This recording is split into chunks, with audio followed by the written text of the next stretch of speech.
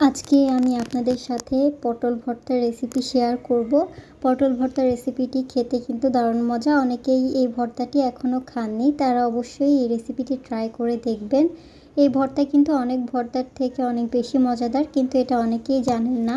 চলুন দেখে নেওয়া যাক মজাদার এই পটল ভর্তাটি আমি কিভাবে করেছি। প্রথমে কিছু পটল ভালো করে ধুয়ে নিয়েছি, তারপর এর ওপরে যে খোসাগুলো আছে সেগুলো হালকা করে একটু ছাড়িয়ে নিয়েছি।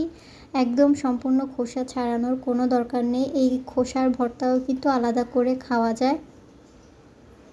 তাই আমি হালকা একটু খোসাটাকে ছাড়িয়ে নিচ্ছি। কিভাবে ছাড়িয়ে নিলাম সেটাও একটু দেখিয়ে নিলাম। তারপর এই পটলগুলোকে খোসা ছাড়িয়ে নেওয়ার পর আমি এরকম ছোট ছোট করে টুকরো করে নিয়েছি। যেহেতু এগুলোকে ব্লেন্ড করা হবে বা বাটা হবে, তাই এগুলোকে যথাসম্ভব ছোট করে কেটে নিতে হবে। আমি এরকম করে কেটে নিলাম। তারপর এতে 1 চা চামচ পরিমাণ লবণ দিয়েছি, 1 চা চামচ পরিমাণ হলুদ মরিচ এবং ধনিয়া গুঁড়া দিলাম।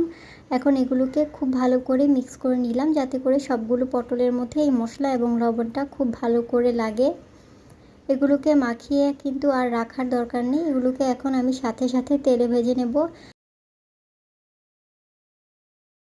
যথাসম্ভব তাড়াতাড়ি করে ভেজে নিলেই ভালো হয়। এখন একটি প্যানে আমি হালকা একটু তেল ব্রাশ করে নিয়েছি। এই তেলের মধ্যে পটলগুলোকে খুব ভালো করে ভেজে নিতে হবে। আপনারা এই কাজটা তেল ছাড়াও করতে পারেন, তেল ছাড়া পটলগুলোকে টেলে নিতে পারেন, কিন্তু তেল দিয়ে এই ভর্তাটি এরকম করে ভাজলে খেতে কিন্তু খুবই মজাদার হয়। এই তো পটলগুলোকে হালকা তেলে ভালো করে ভেজে নিলাম দীর্ঘ সময় নিয়ে। পটলগুলো হালকা লালচে লালচে হওয়া পর্যন্ত কিন্তু ভেজে নিতে হবে। এই তো আমার পটলগুলো কিন্তু প্রায় ভাজা হয়ে গেছে। যখন দেখতে এরকম হবে আপনারা ঠিক সেই পর্যায়ে এগুলোকে নামিয়ে নেবেন। নামিয়ে এগুলোকে ঠান্ডা করে নিতে হবে, যেহেতু আমি এগুলোকে ব্লেন্ড করব। আর পাটায় বাটলেও অবশ্যই ঠান্ডা করে নেবেন। তারপর এখানে আমি দিয়ে নিলাম কয়েক কোয়া রসুন আর পেঁয়াজ। এখানে আমি 4টি পেঁয়াজ দিয়েছি।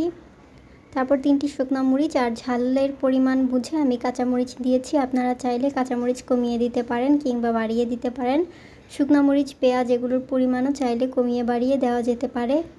এই তো এগুলোকে খুব ভালো করে টেলে নিলাম, এগুলো কালচে হওয়া পর্যন্ত টেলে নিতে হবে।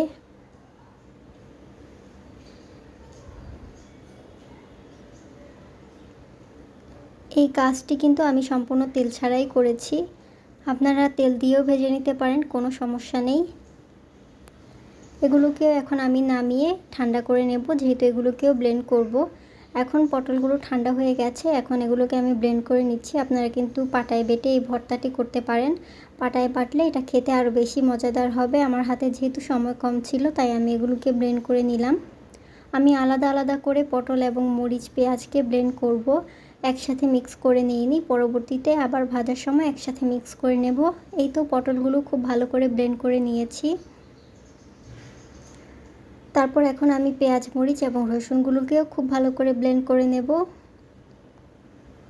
ব্লেন্ড করে এগুলোকে আমি একটি পাত্রেই রেখে দিলাম। রেখে এগুলোকে একটু নেড়েচেড়ে মিক্স করে নিতে হবে।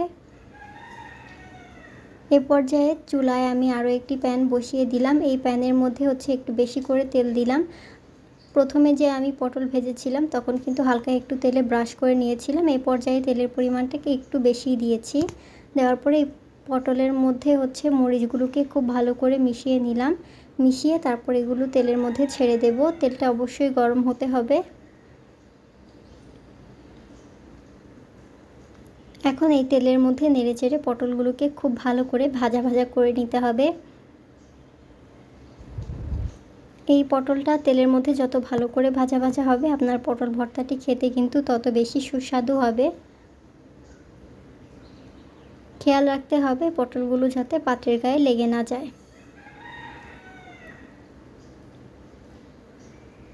এই তো ভর্তাটাকে আমি তেলের মধ্যে নেড়েচেড়ে খুব ভালো করে ভেজে নিলাম। এই ভর্তা রেসিপিটি করতে কিন্তু সময় খুবই কম লাগে, কিন্তু খেতে খুবই সুস্বাদু। এটা আপনারা খুদের ভাত কিংবা নর্মাল ভাত বা খিচুড়ি যে কোনো আইটেম দিয়েই খেতে পারেন, এবং এটা খেতে কিন্তু অন্যান্য ভর্তার তুলনায় অনেক বেশি মজাদার। যারা এখনও ট্রাই করেননি তারা অবশ্যই ট্রাই করে দেখবেন, আর যারা ট্রাই করেছেন তারা তো এর স্বাদ জানেনই এটা খেতে কী রকম মজাদার হয়। দেখতে দেখতে আমার পটল ভর্তা রেসিপিটা হয়ে গেছে। আমি এখন এটাকে সার্ভ করে দেখিয়ে দেব আপনাদের। ভর্তার রেসিপিটি আপনাদের কাছে কেমন লাগলো আমাকে কমেন্ট করে জানাতে ভুলবেন না। আর চ্যানেলের নতুন নতুন ভিডিও পেতে চ্যানেলটি সাবস্ক্রাইব করে রাখতে পারেন। আর ভিডিওটি ভালো লাগলে একটি লাইক দিতে পারেন, কমেন্ট করতে পারেন। ধন্যবাদ সবাইকে যারা কষ্ট করে আমার সম্পূর্ণ ভিডিওটি দেখেছেন এবং রেগুলার আমার ভিডিওটি দেখেন। আর অবশ্যই এই ভর্তাটি ট্রাই করে দেখবেন।